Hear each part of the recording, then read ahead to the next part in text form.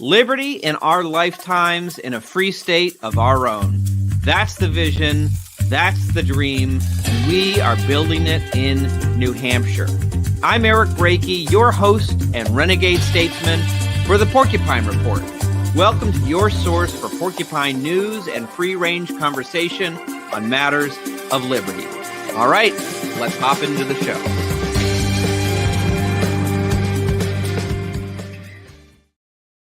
Hey there, you Porcupine you. Welcome to episode 23 of the Porcupine Report. I am, as always, your host, your renegade statesman, your executive director of the Free State Project, and I am so glad to be here with you. Thank you for tuning in.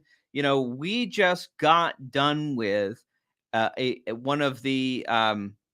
just got done with the Porcupine Freedom Festival. You know, I've been talking to you about it every single week, telling you to get your tickets and come on out. And for those who did, it was so great to have you. I'll tell you, the vibes at PorcFest this year were just super positive. Everyone left very happy. And it was just a great experience all around for liberty discourse, for community building, and for a lot of campfires. It was a great week. But, you know, maybe if you came out, maybe one Freedom Festival this summer isn't enough for you. Or maybe you missed out. Maybe you weren't able to make PorcFest and you got to get your fix on another Freedom Festival this year. Well, we're so happy to let you know, and I've been mentioning this over the recent episodes, that the Free State Project is going to Vegas for Freedom Fest coming up just next week, July 10th through the 13th. This year will feature the free and equal presidential debate hosted by Congressman Thomas Massie and Christina Tobin, with candidates from the Libertarian, Green, and Constitution parties, all confirmed participants. Speakers this year are going to include Rob Schneider, Ice-T, Tom Woods, Spike Cohen, Kennedy, Robert Kiyosaki, Naomi Brockwell, Steve Forbes, John Mackey, and a few local names like Eric Brakey and Carla Garrick, and many, many more. We're really excited. We're preparing. We're heading to Vegas next week for Freedom Fest, and you can come too. You can register and get a ticket at freedomfest.com and use the code FSP50 at checkout, and you can save $50 off the current attendee price. I know we're getting close to Freedom Fest, but it's not too late to get your ticket and come out. We'd love to see you there. Freedom lovers all across the country are going to be in Vegas next week, and we're really looking forward to it, and looking forward to presenting on the main stage about why people should be excited about what we're building in New Hampshire, building a Liberty homeland. And now, to that note, I'm really excited about our guest that we're having on today. He is an economist who currently teaches at Chapman University, and his name is Mark Skousen, and he is, in fact, the founder and producer of Freedom Fest, which he began in 2007. We're going to be talking certainly about a little bit of the history of Freedom Fest, Mark's personal journey to liberty. And I will say in the 17 years since Freedom Fest was founded, it annually brings together thousands of people committed to freedom. That's concerned citizens, educators, professionals, business leaders, filmmakers, politicians, celebrities, policymakers, and you, maybe. We all hope that you will be coming out. And again, remember, FSP50 to save $50 off of your Freedom Fest ticket. All right, let's welcome to the Porcupine Report, Mark Skousen. Hey, hi, how Mark. Are you? I'm doing well. I'm sure you and your whole team are in the very busy moments, final preparations for a tremendously big affair you pull off every single year with Freedom Fest. How's the team feeling as folks are kind of getting ready for the event starting in just a week? We have a group of, it's kind of like a family affair. We have a group of about 8 people on our staff, including myself, trying to put this thing together. And of course, it's a year-long event, as I'm sure yours is as well. We got 236 speakers. We have over 150 exhibitors. We have 2,000 plus attendees planning to come. We're getting 80 to 100 people signing up every day now. We always have a huge rush at the end. It's like people can't decide what to do. And then I don't know about you, but they suddenly start coming in droves, signing up. And fortunately, we offer them that $50 discount, which is nice. And one thing about Las Vegas is you do find room to stay in hotels. So Yeah. there's always plenty of room to find a good hotel. We have a special block, of course, for people at the Lynx and at Harrah's and Caesar's Palace and that sort of thing. It's building to be a really big event. We're very excited about having your group come as from Free State Project, as well as Reason, People, Fee, Students for Liberty, Americans for Prosperity. Heritage just contacted us to be there. So it really is a large, eclectic group of freedom supporters. Plus, we have our investment conference. So we have a lot of financial freedom exhibitors there as well. And we're very careful on who we select. We want to make sure that people do well financially, because financial freedom is really an important part of our conference. Yeah. I know one thing I've always appreciated about Freedom Fest in the years that I've been there is it really does seem like, for all the factionalism and infighting that can happen in the liberty movement, it seems like at Freedom Fest, the whole Big Ten of the liberty movement seems to be represented there. And I've always thought that the dialogue was very, very productive. I remember going a few years back when I was running for Congress, actually. Thomas Massey had a fundraiser for with me there. It was actually a great fundraising opportunity, met some great people. And I remember that was the year Dave Smith was your MC. Dave Smith wasn't as big a name as he is today. So I guess he got the Freedom Fest bump, and now he's doing some really, really big stuff these days. So, anyway, it's been 17 years you all have been doing Freedom Fest. And I will say, for folks who are interested, we did have your daughter, Valerie Durham, who's the executive director of Freedom Fest, on an earlier episode.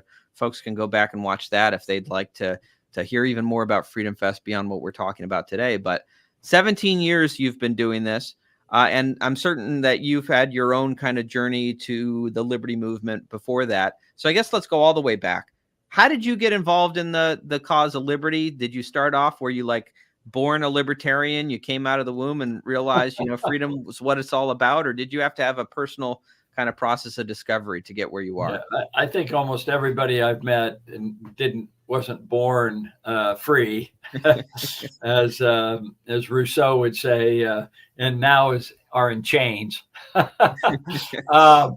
But I did have a politically active family. My father was an FBI agent and then a lawyer, and was very much involved in the anti-communist movement, as was my uncle, Cleon Skousen. And so they were very big in the anti-communist movement. So that was more of what you might call the conservative movement in their fight against communism and their defense of the Constitution and that sort of thing. And that was in the 50s and 60s. But I decided to focus on economics. And when I did, I was introduced to the economics of Milton Friedman at the University of Chicago, very much a free market economist, in his book, Capitalism and Freedom. I had seen on my father's shelf a book by Ludwig von Mises called Human Action, a big, heavy tome of over 1,000 pages. It's over my shoulder over here. Yeah, but it's a book that's pretty tough to read. I mean, the epistemology, and it starts off, and I found Friedman a lot more lucent, and as an American writer, more understandable. But then through my studies of Friedman, I also discovered Murray Rothbard, and boy, now talk about a clear writer. And he had written this little pamphlet, What Has the Government Done to Our Money? And then he had written Man, Economy, and State, and the Great Depression. There's a lot of books that he wrote, and he just made such perfect sense. I actually shifted from the Chicago school to the Austrian school in so many different ways. I never did buy into Murray's anarcho-capitalism model. I'm still a firm believer in limited government, but I think libertarian is a good way to describe my philosophy, although I think I have elements of both conservative behavior. I grew up as a Mormon, still active in the Mormon church, and that's a very conservative type group of Christians. And so I've sensed the need to bring both groups together. We're both fighting for freedom, just in different levels. And so the idea of Freedom Fest got my interest. By the way, in terms of my own background, born in San Diego, grew up in Portland, Oregon, where my father was an FBI agent, and then went to BYU for my master's degree and bachelor's degree in economics. Then applied for one job, and I got the job with the CIA, mainly because I was a former missionary of the Mormon Church in Latin America, so I spoke fluent Spanish. That made a big difference with the CIA. They liked people who experience in that area. And so I worked for the CIA for several years. It taught me to be a really good writer. I was on the Brazil desk during the energy crisis of the 70s, and then decided that I wanted to do more in life than be a bureaucrat. Didn't get to carry a gun or a fake passport and any of that sort of thing that the CIA is famous for. But so I ended up shifting over as a editor of an investment newsletter called the Inflation Survival Letter. And I got my PhD in economics at George Washington University. And so I became an applied economist in the real world of Wall Street. And I've been involved in the financial newsletter business now for 40, 50 years. And lived in Washington, D.C. for a dozen years, then moved to the Bahamas, then moved to London, then moved to Orlando, then moved to New York, and then moved to California. So I have moved around quite a bit, and also always wanted to have one foot in the academic world. So I've written a number of textbooks in economics, The Making of Modern Economics, Economic Logic, a Viennese Waltz Down Wall Street, Austrian Economics for Investors, The Maxims of Wall Street.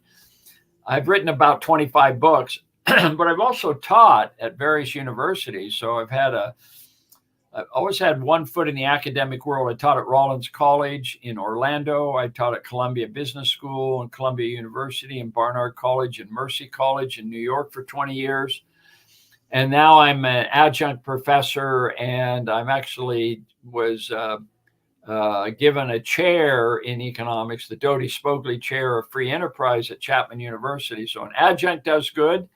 And I've been involved in all of those areas for many years, teaching students about free market economics and free enterprise. And so the key is to answer kind of a long answer to your question of how I got involved in the freedom movement. I applied for and became the president of FEE, the Foundation for Economic Education, in 2001. And when I got there, FEE was the oldest free market think tank, started in 1946 by Leonard Read.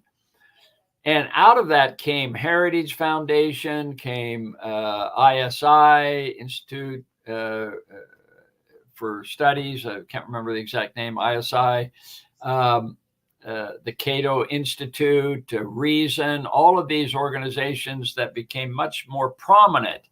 And FEE was kind of left behind. And my idea was, what can we do to jumpstart FEE again and bring it back, and the Freeman that it publishes and that sort of thing. My idea was, well, why don't we have a national convention? And why don't we have it in the most libertarian city in the world? Let's put it in Las Vegas.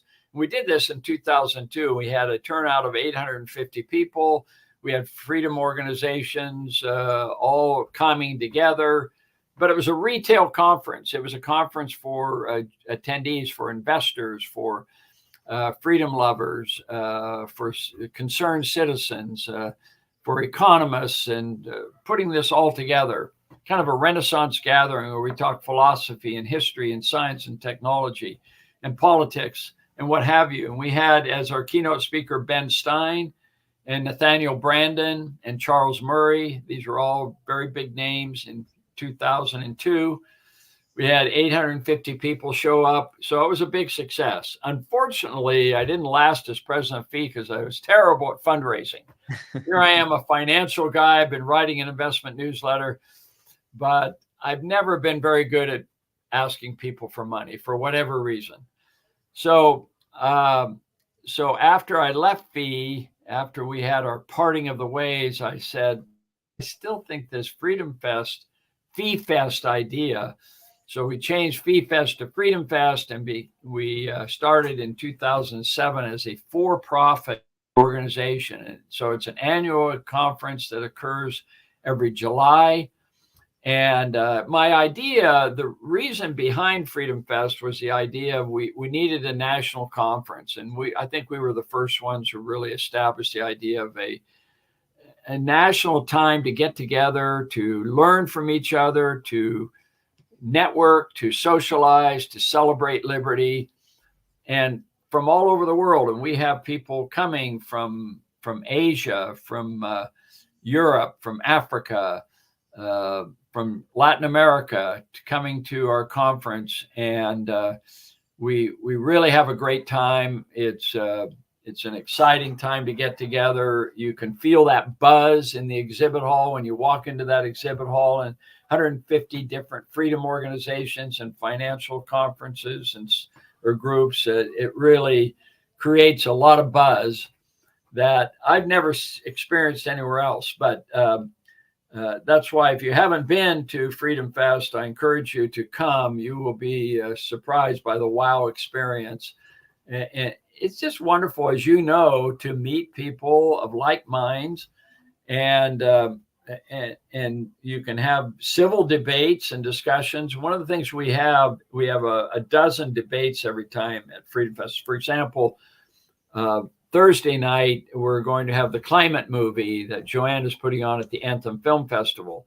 And afterwards, we're having Michael Schellenberger and Michael Shermer and Matt Ridley and people like that are all going to be talking about the global warming debate. And of course, the alarmists versus the skeptics versus the deniers. We got them all on the stage.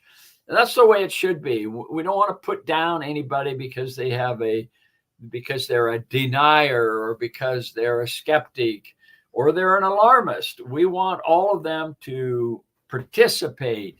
And we've got all three groups coming to that event. And it's a civil discussion. They're not going to be yelling at each other, not going to be talking over each other like you see on CNN and Fox News when they used to have debates. They don't have hardly any anymore.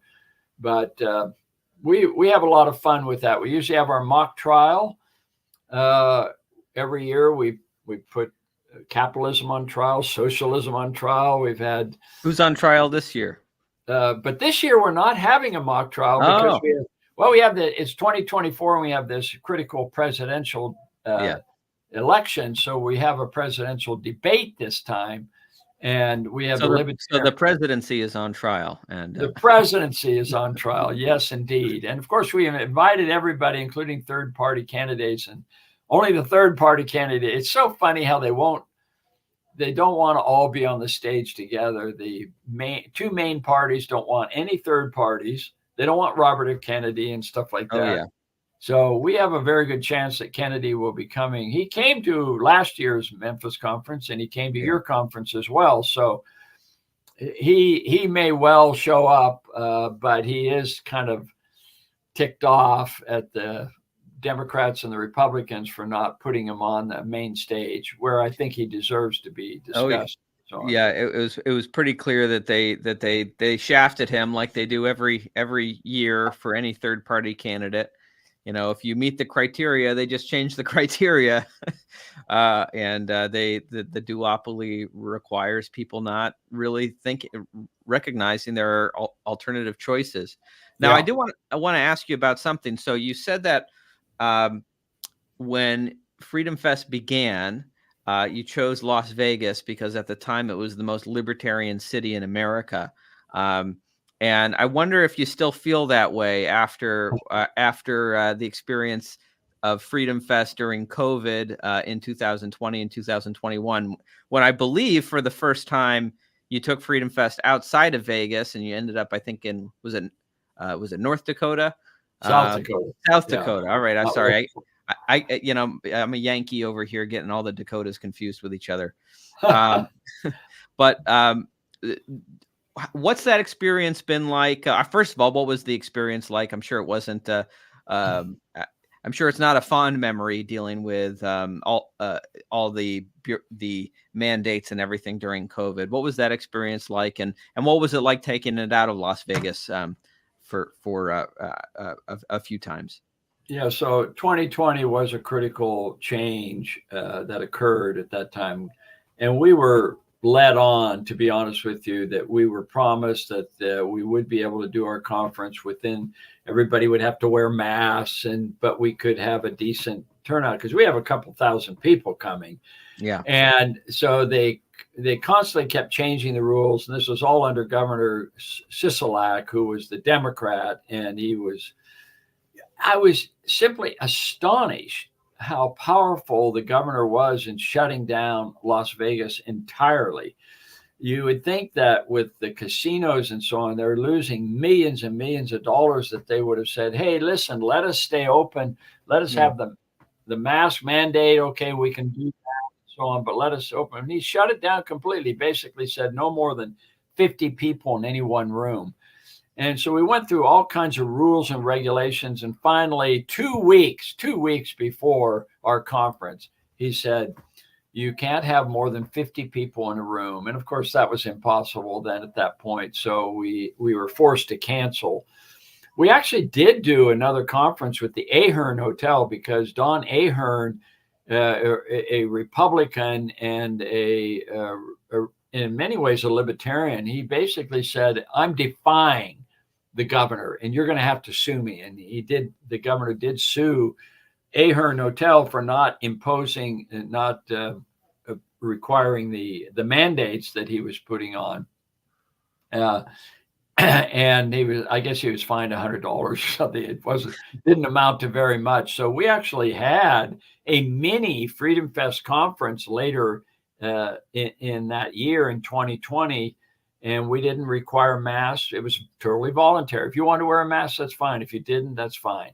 No mandates on the vaccines. If you wanted to mandate, or if you wanted the vaccine, you could get one, but we weren't going to say. Nobody's asking for your papers. Right, exactly. So that turned out to be, we had a couple hundred people there. It wasn't anything what it should have been, but we thought to ourselves, with this kind of attitude of anti-freedom kind of approach and shutting down everybody, we better make plans to have Freedom Fest held elsewhere. So the following year, we went to South Dakota. We had 2,700 people there. It was just a huge. We took over every hotel room in Mount Rushmore area, and we just had a fantastic time at the convention center there. In fact, they want us back every year. They were so excited. But the problem is that the host hotel, which I think was a Holiday Inn, was already almost fully booked with people taking tours and stuff like that, because that's their big time period during the summer. Yeah. So it didn't really work out. We had to have buses busing people and stuff like that. But we still like the idea of every other year. So now our plan is Freedom Fest is every other year in Las Vegas. A lot of people love Las Vegas still, want to be there. And others feel like, well, maybe Las Vegas, it's not my kind of town. So when we have it at another town, we get a lot of people who come to that one, Freedom Fest, instead of Vegas because they don't like Vegas. So last year we had it in Memphis, Tennessee. The turnout was a little bit lighter. We had 1,900 people there. And by the way, we're very precise on our numbers. We don't artificially increase our numbers like a lot of people do at conferences. So we had 1,902 people at the Memphis conference. And it was a little bit lower. Why? Probably because people feared the crime situation. It didn't turn out to be a crime at all. The Beale Street was really fun. We had jam sessions there. Everybody who went just had a fantastic time. So, and we had Robert F. Kennedy come there. We had Vivek Ramaswamy there. We had Mike Rowe, who came in from Dirty Jobs. We always have, by the way, one thing that we do at Freedom Fest that nobody else does, including your own conference, we do have big name speakers, celebrity speakers who charge over $100,000 a year. So we do spend a lot of money bringing in these big name speakers because we're a for-profit conference. So we're focused on trying to be successful in that regard. So we've had William Shatner before of Star Trek. We had George Foreman, the heavyweight champion of the world. We had Kevin O'Leary of Shark Tank. We had John Cleese a couple of years ago, and Mike Rowe as well, and stuff like that. So this year we have Professor Steven Pinker from Harvard, who's considered kind of public intellectual #1 in the country. And we also have Matt Ridley from the UK, who's also probably the UK's public intellectual #1. So we have some, we always try to have some big name people come, and we may still have a surprise. We can't announce who it might be, but we may have another big name coming into this year's conference, but I don't want to say anything because it hasn't been confirmed. Certainly, you don't want to overpromise and underdeliver. You'd rather underpromise and overdeliver. So that's, well, I just hate it when people say, well, we've invited so-and-so and invited so-and-so, but they haven't been confirmed. But we're going to tell you anyway. I don't want to do that. So we got to be confirmed. Well, I know I'm looking forward to it. And, as you describe kind of going to other states, when you're not in Vegas every other year, I know I'm hearing the voice in the back of my head I'm hearing my colleague, President Emeritus, the Free State Project, Carla Garrick, shouting at me. She's telling me, you better invite him to New Hampshire, the Free State. How could it be Freedom Fest if it's never been in the Free State? So anyway, you do have an open invitation to do it in New Hampshire one of these years. And there's a big, I think there's some facilities in Manchester that might be big enough, things to explore. We actually looked at Portland, Maine, because Maine is such a beautiful state, and we were looking at that. But the biggest problem is nobody has a facility big enough. Yeah. Even we looked at Boston, and Boston, they have a big convention center, but it was filthy. It was just really, it was not up to standard. And I understand they're trying to fix that and stuff like that. But plus the cost is also very much an issue. For example, we chose Memphis over Nashville because Nashville is charging $300 to $400 a night. Well, you're not going to get 2,000 people to pay those kind of rates. So we went to Memphis, which was under $200, which is what we wanted. And this is the great thing about Vegas as well. So we will be announcing where we're going next year, which will be a rather surprise appearance. So I don't want to announce it right now, but at Freedom Fest in Las Vegas, we will be announcing where we're going next year. So it's kind of when we tell people who it is, their eyes light up. So it should be an interesting announcement. Well, I'll be looking forward to that. What are some other things that folks would be really excited to check out at Freedom Fest this year? We've already mentioned the debate. You've mentioned some of the big public intellectuals you're bringing in. What are some other things, maybe something that would surprise people they wouldn't necessarily think of? Well, when we tell people Ice-T is coming as a rapper and actor, he's been on Law and Order for 20 years, and that's kind of a surprise appearance. But he's very libertarian when it comes to free speech issues, and he was quite excited about coming. Maybe he'll do a rap number and so forth. We also have Rob Schneider, the comedian and actor and director and producer. He's been in quite a few different movies with uh, the Water Boy, and he was actually in Home Alone #2, the same one that Donald Trump was in. So he's really an interesting person as well. In fact, he's headlining our comedy act that we're having Wednesday night, July 10th.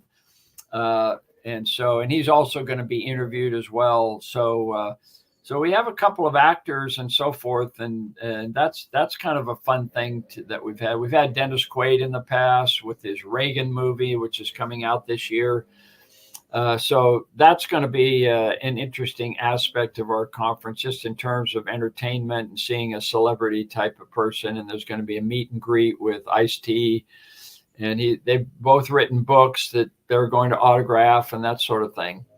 I am very pleased to also announce that the new governor of Nevada, Joe Lombardo, is going to be giving a welcome speech on Wednesday night, July 10th, and he is a breath of fresh air. So totally you're not expecting him to show up and declare new mandates on Freedom Fest? Well, he was chief of police in Las Vegas during the lockdown, and he went along with all the lockdowns. So you never know in that respect. But I will tell you, as governor, he has vetoed more legislation than any governor in the history of Nevada. So wow. That's got to be a good sign. So I'm actually pretty excited about having him there. The other thing we're having is a big debate on Bitcoin. Is the Bitcoin bubble ever going to burst, is the question. And so many of the skeptics and the deniers of the value of Bitcoin and cryptocurrencies have argued that there's nothing behind it. It's all a fraud. It's going to go to zero and so forth. And for some reason, you have had the bubble burst at least 5 times. I've counted at least 5 times where it's fell by 50% or more. I don't know if you're following the Bitcoin thing or stuff. A little like bit. That. I'm a little invested in it, so I do watch the rise and the fall, but I just figure just hold on. Well, and that's my attitude too. So we have John Mackey, who is a skeptic and a critic. John Mackey, this former CEO of Whole Foods Markets. He's a big critic of it. He thinks it's not worth anything. And we have Alec Green of the Oxford Club, those are the 2 people. And then we have a couple of Bitcoin experts who are going to make the case that Bitcoin is not a bubble. It can get ahead of itself. But the question is, in Tulip Mania, when the tulips collapsed, they never did come back. Right. There was Bitcoin has collapsed 5 times and it's come back every time. So maybe there's something more to it. At least that's my perspective. Yeah. But that's one of the things that we're going to have a big debate on, as well as climate change. I think I may have mentioned that we're having a big debate on that as well. We have Kennedy from Fox News, who is going to be our MC for the 3rd year in a row. And so she's going to be interviewing Ice-T. So I think that'll be really interesting. I'm personally very interested in several sessions with Lord Matt Ridley. Ridley is, as I mentioned before, is public intellectual #1 in the UK. He's written a lot about science and economics. And he's really read both The Rational Optimist, where he takes to task all the doom and gloomers that are found in our movement, as well as it's really across the political spectrum. You have alarmists, you have doom and gloomers that the world's coming to an end because of global warming or nuclear war or cultural collapse, what have you. We're running out of resources. There's all kinds of these people arguing. But on the other hand, you have libertarians who are gold bugs, who think the national debt is going to cause the world to collapse. A lot of these things are possible. War is always a threat, certainly nuclear war. And Matt Ridley has done a pretty good job of debunking, showing historically how those who have predicted end of world scenarios and apocalyptic behavior have been proven time and time again that we are a resilient people and that we have been able to recover and stuff like that. So he's also very skeptical of the global alarmist. So I'm looking forward to interviewing him on that. C-SPAN, by the way, is going to be interviewing. They come every year and interview all of our authors that are there. So as a matter of fact, my wife and I just finished compiling and editing the private journals of my uncle Cleon Skousen, who is a very big mover in the conservative, anti-communist, and pro-constitution world. And so we've finished that book called There Were Giants in the Land, Episodes in the Life of W. Cleon Skousen. I'll be having copies of that book. But by the way, one of the things that we do in our which is really a lot of fun, is our Freedom Fest bookstore, which is right in the middle of Freedom Fest, and of all of these books that you can take a look at and peruse and buy and so forth. And we have autograph sessions. So that's really an important part about the Freedom Fest. I also have White Mates and Two chess problems. Yeah. I love the chess problem because you can work together to solve the White Mates and Two chess problem, and the first person who solves it gets a silver dollar. So I have people coming up to me. One time I was at the podium speaking, and this young person came up to me and said, Mr. Skousen, sorry to interrupt, but I've solved your chess problem. You've got to come and see this so that I can be the first one and to win the silver dollar. And that was while I said, well, let me finish my talk first, and then I'll come and check you out. Did he win? You get some young people who are quite enthused about that. Yeah. We also have Peter Studebaker. Peter Studebaker is the libertarian magician. He's a professional magician who has appeared on Penn and Teller other. I saw him at the Tom Woods 2000th episode when he sawed Tom Woods in half. With I remember they even got Ron Paul to record a video. If it was a violation of the non-aggression principle to saw Tom Woods in half, and Ron said he would allow it. So, speaking of which, Tom Woods is coming this year. He had COVID one year that he was going to come and cancel, but he's definitely going to be there this year. We're really excited about having him attend and be part of our program. He's really a really wonderful representative of the libertarian movement for sure. Tom is really a big part of why I think so many of us ended up here. Certainly, he played a big role in my kind of intellectual development, reading some of the books on the bookshelf behind me.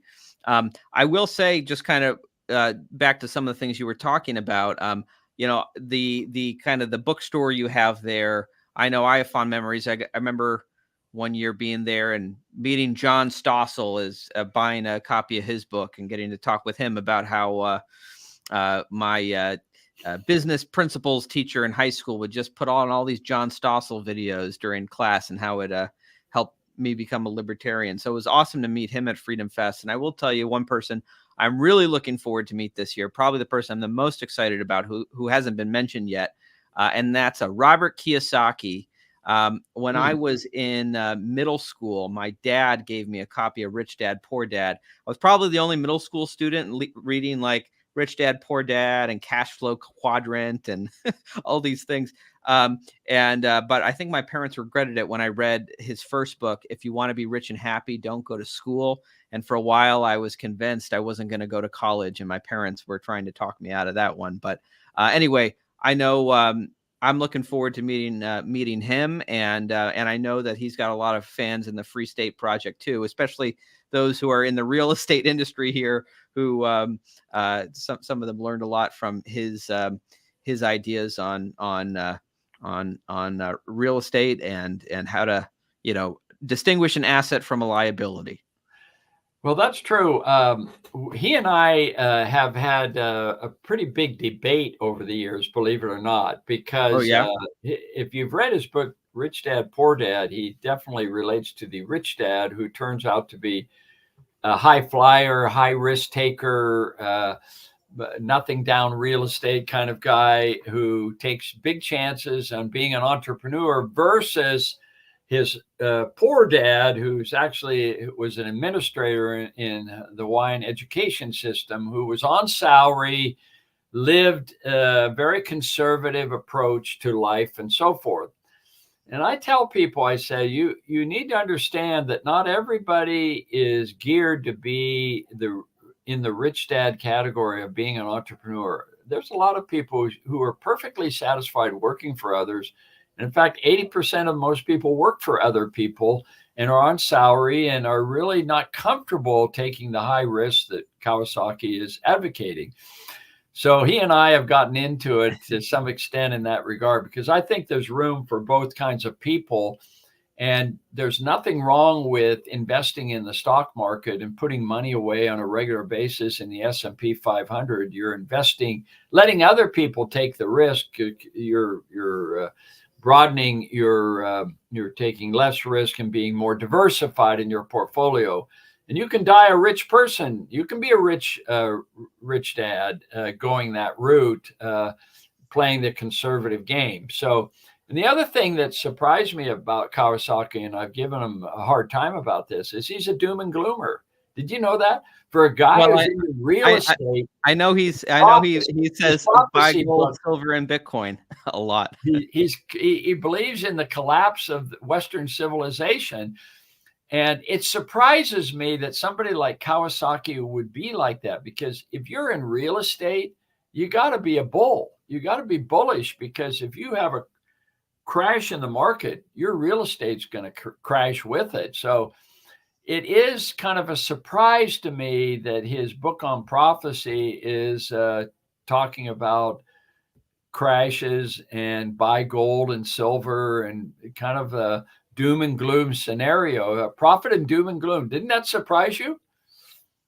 I suppose so when you frame it that way. I mean, I guess certainly I'm no financial expert like yourself and Kiyosaki. You guys can have these great debates, and I'll just be sitting there listening in and picking up good points from both of you. But yeah, it certainly does seem to me like you could have a big kind of collapse of like the US dollar, and that throws everything in turmoil for a while, but still be optimistic that as Western civilization will be able to pick up the pieces pretty quickly and build something new and better from the ashes.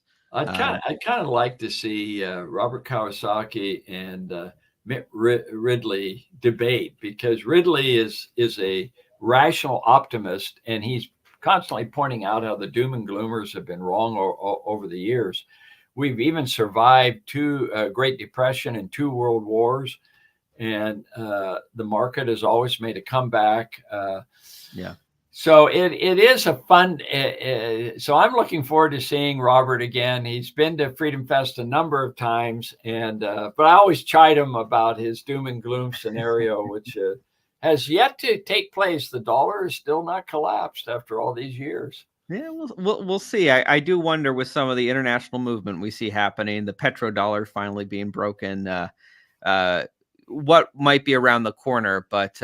But I'm confident. I think, like Ron Paul has often talked about, it's if you just allow the bad investments to liquidate and the malinvestment to clear, people can pick up the pieces pretty quickly, and we can have a great kind of robust free market. But sometimes it's just government, holding on and drawing out the bad situation rather than letting the market clear. So, in fact, I play the devil's advocate with Mitt Ridley about this too, because in his book, How Innovation Works, he has this section where he says, if you look at the European top 100 companies in Europe, only 2 of them have changed. In other words, there's only 2 new companies in the last 40 years that have been added to the top 100 European countries. And it says the same thing in France and in Germany.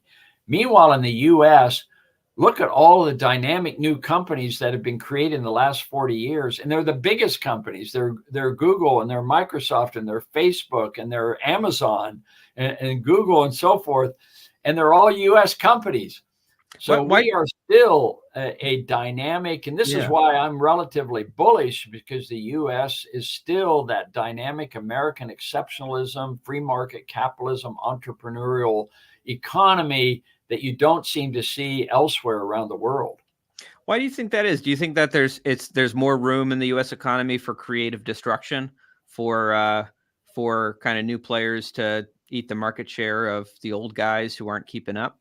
Yeah, I do think that despite every effort by the Democratic and the Republican parties to overregulate and to overtax us and so on, for some reason we have been able to start new businesses, uh, and that American dream for some reason is still alive in the United States, and the entrepreneurial spirit, even to the point where you look at many of these the presidents of these companies, they're foreigners, right? Nadella, Microsoft, Elon Musk is an example. The guy in charge of NVIDIA, I can't remember his name, but they're all foreigners. They're from Asia. They're from India. They're from South Africa, and somehow they're able to do this in the U.S. The biggest fear, of course, is that the government's constantly trying to help them. But look at the Supreme. By the way, we're going to have a major session on these Supreme Court rulings. So we have a number of experts, lawyers who are libertarians who are coming in, giving us what the Supreme Court has been ruling. In almost every case, they have really sharply reduced the size of government, especially against the EPA and the Oh yeah. SEC. And These are really positive decision. things that will keep the American dream alive and well, in my opinion. Well, Meanwhile, what does Europe do? Europe goes after and it gives a fine on Apple and Google and says they're monopolistic and all this kind of nonsense. Well, I guess it does give me hope. The worse that Europe does with all of their terrible economic policies, the more capital they'll chase over here to America, and hopefully there'll still be a bright future here in our country. And I'll definitely want to check out some of the legal minds who are going to be talking about these Supreme Court decisions. I mean, that is kind of one of the fascinating, there's so many big stories going on in America right now, but this is kind of, I think, like the slow burn of, like, Trump put these new justices on the court, and now you're having long time kind of big government precedents overturned. It does feel like we are kind of at the start of a new era. What that era looks like, I'm not quite sure yet. So that'll be fascinating to hear from some of these legal minds. Absolutely. So we're getting close to the end of the hour. I want to make sure an opportunity, anything we haven't discussed yet for Freedom Fest this year, or anything else at all you want to make sure we get in before we finish up.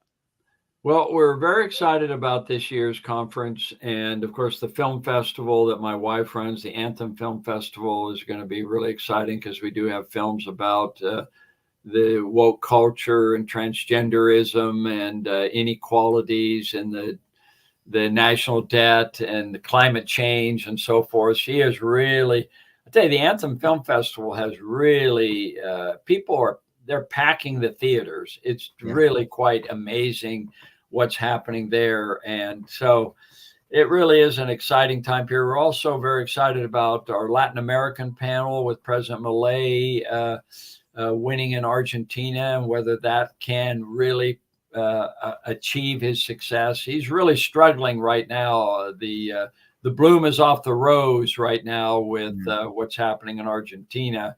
So it's really going to be uncertain as to whether he's going to be successful or not. But if he is, it could be transformational, that's for sure. So that's another area that we're really excited about, as well as having our presidential debate. We also have Thomas Massey coming. His wife recently passed away, sadly, but I believe he'll still be coming, as well as Justin Amash will be there, who's running for the Senate in Michigan. So that's exciting. So there's a lot. There's going to be a lot going on at this year's Freedom Fest for sure.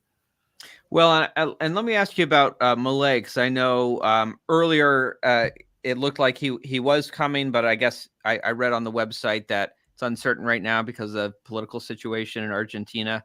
Um, That's this current situation, is that he has had to drop out because of, well, first of all, he's been criticized for being outside the country too much. So he's been going to Spain and to the U.S. and getting awards and stuff like that. And it was during that time period that he agreed to speak.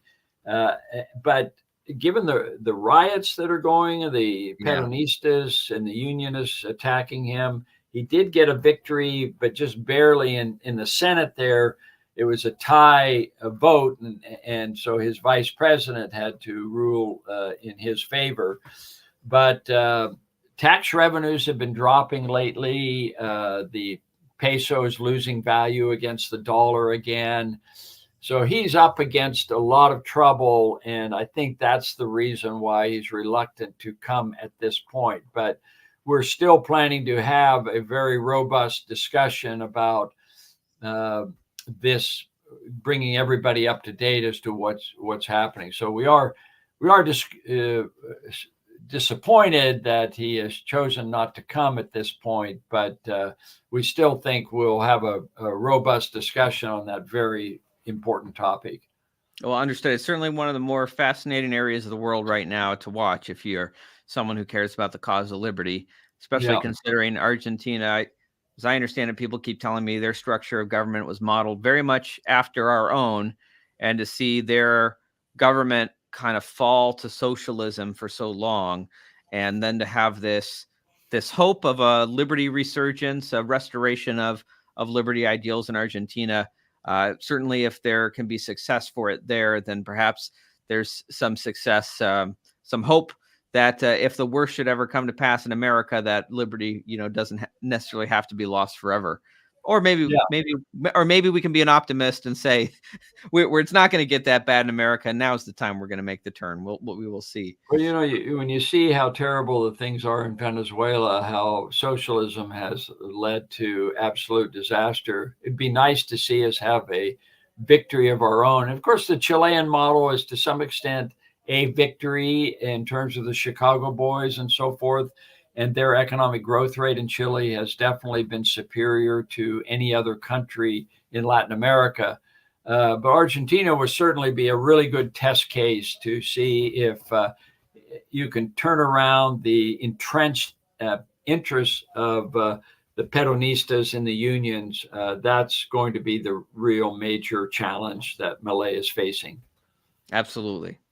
Well, Mark, we're really looking forward to seeing you at Freedom Fest. Thank you to your team and all the work that you're doing putting together this big event.